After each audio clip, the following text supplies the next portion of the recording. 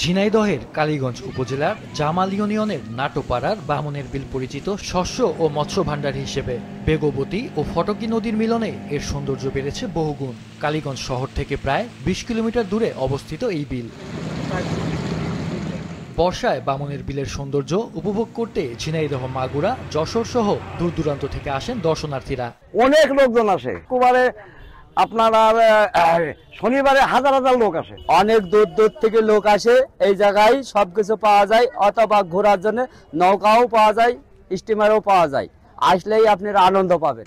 স্থানীয়রা বলছেন, বর্ষায় এ বিল থই থই পানিতে ভরে ওঠে, আর ঋতু পরিবর্তনের সঙ্গে বদলে যায় এর রূপ ও বাসিন্দাদের পেশা। শুকনা মৌসুমে খনন করা পুকুরে মাছ চাষ ও হাঁস পালন, পাশাপাশি বাঁশ, বেত শিল্প ও জাল বোনার মতো পুরনো পেশায় যুক্ত থাকেন অনেকে। আর বর্ষায় নৌযান চালানো, দোকান বসানো ও মাছ ধরা হয়ে ওঠে প্রধান জীবিকা। উর্বর মাটির কারণে শুষ্ক মৌসুমে এখানে হয় কৃষিকাজ। সব মিলিয়ে বামনের বিলি স্থানীয় মানুষের আয় রোজগারের প্রধান উৎস। বিলে অনেক ধান হয়, মানে ইরিয়া বাদে একে আবাদ হয়, আর কোনো আবাদ হয় না। এই ২-৩ মাস পানি হলে ২-৩ মাস আমরা মাছ টাছ মারে মাছ জীবিকা নির্বাহ করি। পানি হওয়ার পরে আমি স্পিড বোট আমি চালাই, অনেকে ট্রলার চালাই আমাদের আয় রোজগার মানে এরই পারে চলে। মাছ মারি, জাল পাতিছি, প্রায় আসি আমরা মাছ মারি। ৬ মাস ধরে মাছ মারি, আর এই বেচা কিনা করে আমরা এই চাল ডাল কিনে খাই।